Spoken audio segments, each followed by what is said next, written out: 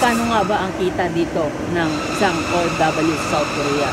So tara, pag-usapan natin kung magkano ba ang kinikita ng isang factory worker dito. Kano ba talaga? Kaya natin umabot ng isang linggo? So, natin yan. So, let's go! This is Sparta!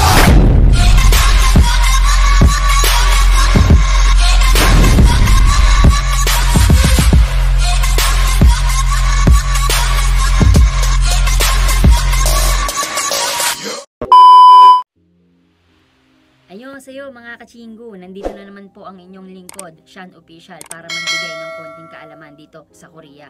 At ang pag-uusapan po natin ngayon is all about sweldo, wage o salary, kung ano pa man ang tawag dyan. Yan ang pag-uusapan natin. Ano ba, magkano ba talaga ang kinikita ng isang factory worker dito sa South Korea? So, sana may matutunan kayo.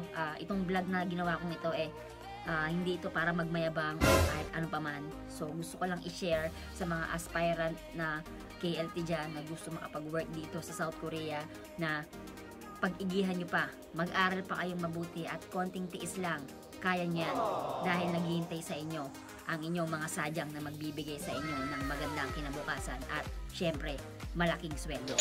So tara, samahan nyo ako at pag-usapan natin to. Kumpisan yung vlog ko, gusto ko po sana mag-shoutout muna dyan sa kapatid ko na si Ellie Barreta, nagpapa-shoutout, tsaka sa mga subscriber ko na hindi nagsasawa na manood ng mga videos ko.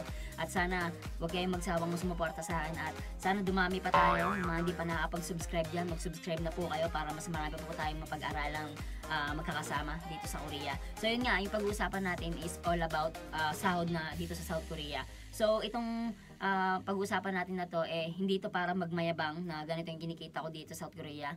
Ito ay para sa mga aspirant KLT natin dyan, mga na gustong pumunta dito sa South Korea at magtrabaho. So galingan nyo lang sa pag-aaral sa Korean language at makakapunta rin kayo dito at matutulungan nyo ang inyong pamilya. Information na tungkol nga sa sahod sa Korea is hindi naman to confidential kasi nga nabalita na to sa Arirang. So alam na to lahat ng mga Koreano, mga foreigner na nagtatrabaho dito as a factory worker. So hindi naman siya confidential. Marami na nakakaalam nito. So sana yung mga hindi pa rin nakakaalam para po sa inyo to itong video na gagawin ko. So let's do this! Natin to guys, wag na tayong magpatubig, bibilisan lang natin to. So ayun, meron ako dito ng kopyahan na yun nga, tungkol nga sa sweldo this 2022 So ayun, ito yung 2020 minimum wage. So ito ay magiging sweldo from January 1 to December 31, syempre 2020. So yun, oo nga pala, share ko lang na meron ditong two types ng rate. Okay, kung sa Pilipinas merong NCR rate at saka provincial rate, dito merong tinatawag na fixed rate at daily rate. So konting explanation lang about doon. Yung fixed rate is fixed siya. Gago! I mean, hindi, fixed siya in a sense na, for example, 2 million yung sweldo nyo for the whole month. Yun na yun. Kahit magkaroon kayo ng maraming OT or may pasok na kayo ng Saturday or wala, yun na yung pinakasweldo nyo. So yun yung fixed rate. So yung isa naman is daily rate. So sa daily rate is syempre hindi naka-fix. So yun yung tumigil ka na dyan ha. Puro katarantaduhan ka. Wala yun. Yung sa daily rate nga is pwede pang tumaas yung sweldo nyo from kung hindi lang 2 million, pwedeng mag 3, pwedeng mag 3.2, pwedeng mag 2.8, mga ganyan. Kasi pwedeng madami kayong OT, pwedeng may pasok kayo ng Saturday, kahit may holiday, bayad pa rin kayo. So yun yung advantage ng daily rate. Unlike sa fixed rate na yun nga, naka-ano lang kayo doon, naka-fix lang kayo sa sweldo na yun. So yun yung pagkakaiba ng dalawa. So yun, dako na tayo sa minimum wage dito sa Korea, yung sahod per pag-usapan natin yung hourly rate, yung overtime rate, yung night differential, yung daily rate, weekly wage, at yung monthly wage kung sa company is 5 workers and above. So ganun kasi meron pa rin computation na ginagawa dito sa South Korea. Dito sa company ko is daily rate kami. So maganda rin dito kasi pag maraming trabaho is pasok ng pasok, OT lang ng OT. So talagang okay yung sweldo namin dito. So talagang napakaganda nitong company na puntahan ko kasi kahit na yun nga, mahirap, at least worth it pa rin yung binabayad sa amin. So yun, yun lang, share ko lang yung company namin dito. So yun, dako na tayo sa pinaka main event natin. So yun nga, sa salary ng factory worker dito sa Korea. So let's start. Yung as of this year, ang hourly rate is 8,591. So yan yung per hour. So compute nyo na lang kung magkano sa peso, kasi paiba-iba kasi yung computation. Pero ilalagay ko na lang dyan sa baba yung computation. And then yung sumunod naman is yung overtime rate. So sa Korean, ito ay yung Yeonjang Sudang. So yung overtime rate is yung hourly rate is i-multiply nyo lang sa 1.5.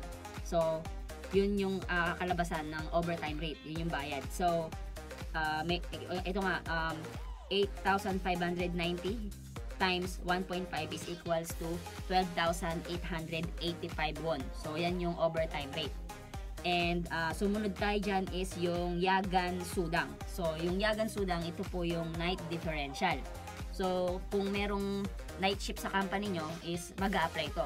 Pero sa amin wala pong night shift. So hanggang ano lang kami, from 8 AM to 10 PM, yun na yung pinakamatagal.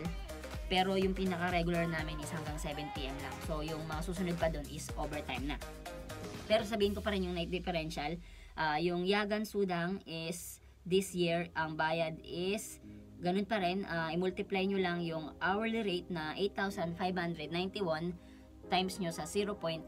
Ang kakalabasan po niyan is 4,295. So ayan po yung sa night differential. And sunod natin dyan is yung Haru Sudang. So yung Haru Sudang, ito po ay yung daily rate.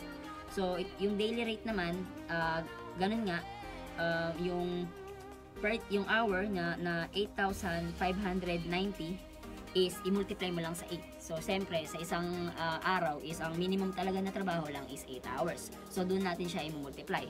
So ang kakalabasan po niya is 68,720 won. So ayun ang bayad per day. And then ang sumunod naman dyan is yung Jukan Sudang. So yung Jukan Sudang is weekly wage. So ito naman yung pangkalahatan na sa buong yun, sa isang linggo, weekly wage. So 8,590 times mo lang sa 40 is equals to 343,600 won. So ayun yun. And lastly is yung Wolgum-sudang. So ito na yung monthly wage, yung pinakalahatan na. So kung 5 workers and above and 40 hours per week is kakalabasan po niyan is 1,795,310 won. So yun po yung monthly wage kung sa company is 5 workers kayo pataas.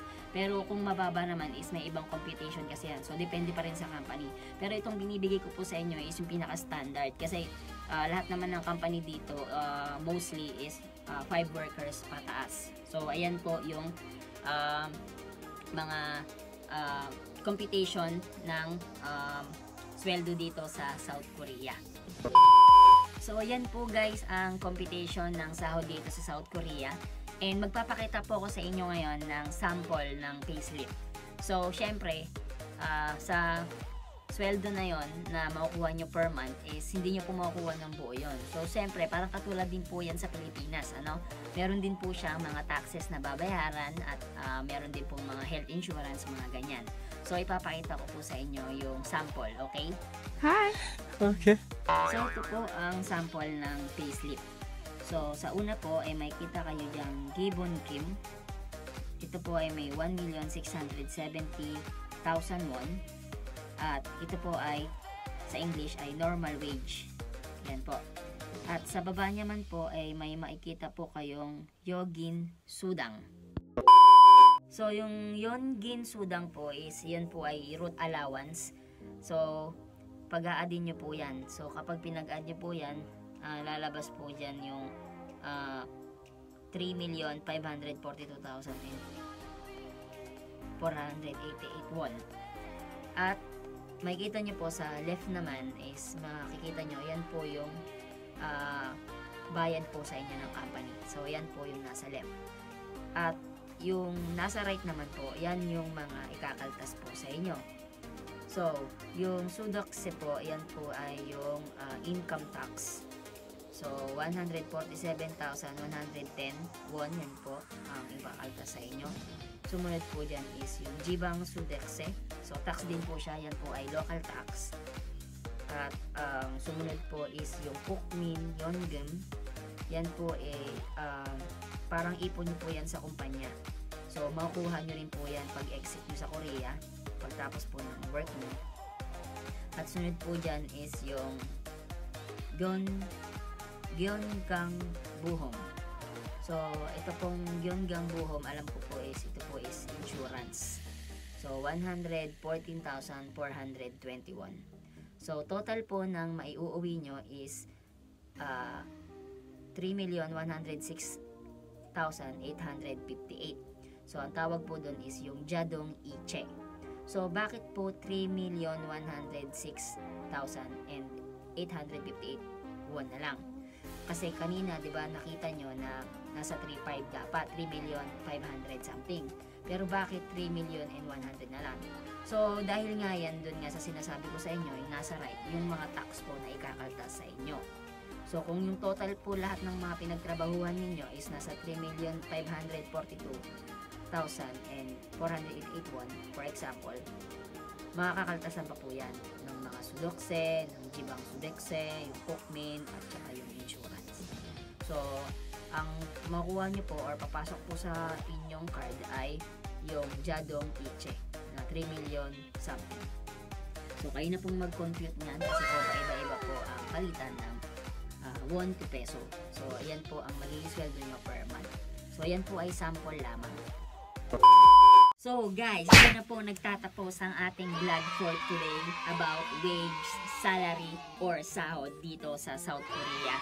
At sana po may natutunan po kayo ngayong araw tungkol nga po sa pasahod dito sa South Korea. At sana dahil po sa video na ito mamotivate pa po kayo na makapag-work din po dito sa South Korea. Kasi napakaganda po ng bigayan dito sa South Korea. At hindi lang yon, napakadali lang ng trabaho dito. Kung titiisin mo lang ang pagkamis mo sa iyong pamilya, okay na okay dito. Konting sakripisyo lang mga kachimbu at matutupad nyo ang inyong mga pangarap sa pag-apply po or pag-work po dito sa South Korea. So ayun guys, sana po wag po kayong makalimot na mag-subscribe po sa ating channel. At sana po i-share nyo rin po sa inyong mga friends na aspiring na makapunta rin po dito sa South Korea at makapag-work. So, shout out nga po pala sa kapatid ko dyan na si Ellie Ibareta, nagpapa-shoutout. At syempre, salamat din po sa mga subscriber na hindi po nagsasawa na manood sa ating videos.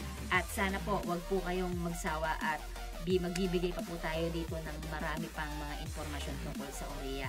So, always check lang po sa aking Facebook account or dito po sa aking YouTube channel. So, i-click nyo po yung subscribe at i-click nyo po yung notification bell na all para po ma-notify po kayo lagi sa mga bago nating videos na ilalabas. So guys, hanggang dito na lang po. Paalam, annyeonghaseyo, and tubayo!